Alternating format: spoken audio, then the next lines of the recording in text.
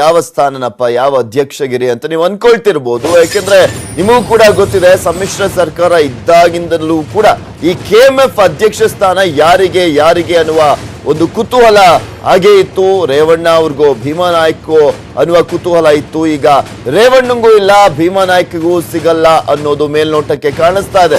BJP ಶಾಸಕನಿಗೆ KMF ಅಧ್ಯಕ್ಷ ಹುದ್ದೆ ಒಲಿಯುವಂತ ಸಾಧ್ಯತೆ ಕಂಡು ಬರ್ತಾ ಇರುವಂತದ್ದು. ಅದು ಬಾಲಚಂದ್ರ ಜಾರಕಿಹೊಳಿ ಅವರಿಗೆ ಕೆಎಂಎಫ್ ಅಧ್ಯಕ್ಷ ಸ್ಥಾನ ಒಲಿಯುವಂತ ಸಾಧ್ಯತೆ ಇದೆ. ಜಾರಕಿಹೊಳಿಗೆ ಹುದ್ದೆ ನೀಡೋದಕ್ಕೆ ಸಿಎಂ ನಿರ್ಧಾರವನ್ನ ಕೈಗೊಂಡಿದ್ದಾರೆ ಅಂತ ಕೂಡ ಹೇಳಲಾಗ್ತಾ ಇದೆ.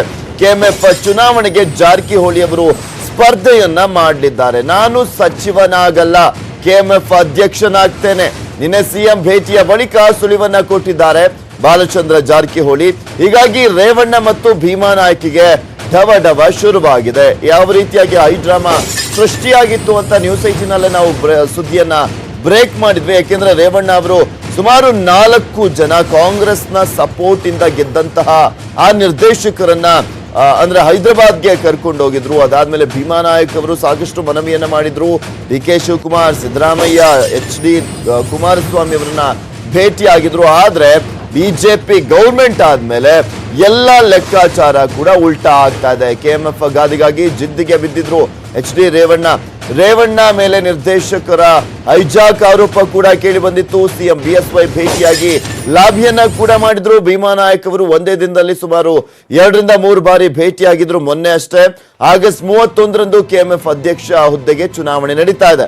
ರೇವಣ್ಣ, ಭೀಮಾ ನಾಯಕ್, ಬಾಲಚಂದ್ರ ನಡುವೆ ತ್ರಿಕೋನ ಸ್ಪರ್ಧೆ ಏರ್ಪಡುವಂತ ಸಾಧ್ಯತೆ ಇದೆ. ಯಾರಾಗ್ತಾರೆ ನೂತನ ಕೆಎಂಎಫ್ ಅಧ್ಯಕ್ಷ ಅನ್ನುವ ಪ್ರಶ್ನೆಗೆ ಉತ್ತರ ಸಿಗಬೇಕಾಗಿದೆ. ಯಾಕೆಂದ್ರೆ ಇಲ್ಲಿ ಈ ನಿರ್ದೇಶಕರು ಯಾರು ಕೂಡ ಪಕ್ಷದ ಚಿಹ್ನೆ ಮೇಲೆ ಆಯ್ಕೆ ಆಗಿರೋದಿಲ್ಲ, ಆದ್ರೆ ಪಕ್ಷದ ಸಪೋರ್ಟ್ ಇಂದ ಆಯ್ಕೆ ಆಗಿರ್ತಾರೆ.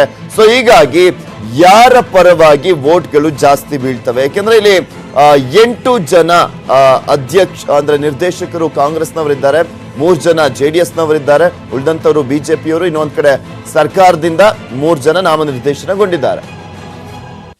ಸೊ ಲಾಸ್ಟ್ ಟೈಮ್ ತಾವು ಮಾಧ್ಯಮ ಸ್ನೇಹಿತರು ಇಲ್ಲೊಮ್ಮೆ ಕೇಳಿದರೆ ನಾನು 2 ದಿನ ಬಿಟ್ಟು ಹೇಳ್ತೇನೆ ಅಂತೇಳಿ. ಸೊ ಅದಕ್ಕೋಸ್ಕರ ನಾನು ಮೊದಲಿಂದ ತಮಗೆಲ್ಲ ಮಾಧ್ಯಮ ಸ್ನೇಹಿತರಿಗೆ ಹೇಳ್ತಾ ಇದ್ದೆ, ನಾನು ಸಚಿವ ಸ್ಥಾನ ಆಕಾಂಕ್ಷಿ ಅಲ್ಲ. ನಾನು ಕೇಳಿಲ್ಲ. ಯಾಕೆ ಕೇಳಿಲ್ಲ ಅಂದರೆ ನನಗೆ KMF ಅಧ್ಯಕ್ಷ ಆಗಬೇಕತ್ತು ನಂದು ಆಸೆ ಇತ್ತು.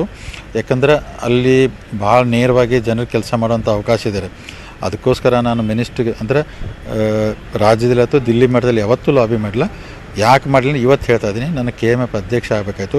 ಅದಕ್ಕೋಸ್ಕರ ನಾನೆಲ್ಲ ಡೈರೆಕ್ಟರ್ಗಳನ್ನೆಲ್ಲ ಸರಿ ಮಾಡಿಕೊಂಡು ನನಗೆ ಇಷ್ಟು ಜನ ಸಪೋರ್ಟ್ ಐತೆ ಅಂದಾಗ ಬಂದು ನಾನು ಮಾನ್ಯ ಮುಖ್ಯಮಂತ್ರಿ ಅವ್ರಿಗೆ ಹೇಳಿದೆ, ನಾನು KMF ಅಧ್ಯಕ್ಷ ಆಗ್ತೀನಿ, ತಾವೆಲ್ಲ ಅವಕಾಶ ಮಾಡಿಕೊಡ್ಬೇಕಂತ ಖಂಡಿತ ಮಾಡತ್ತೇಳಿ ಸರ್ಕಾರದಿಂದ ನಾನು ನಾಮನಿರ್ದೇಶನ ಮಾಡಿ ಆಲ್ರೆಡಿ ಕಳಿಸ್ಬಿಟ್ಟಿದ್ದಾರೆ.